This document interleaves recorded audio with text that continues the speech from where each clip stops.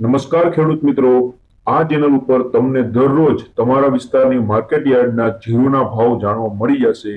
દરરોજ વિડીયો મળતો રહે એટલા માટે ચેનલને સબસ્ક્રાઇબ કરી લ્યો। હવે આપણે જોઈ લઈએ જીરુના ભાવ।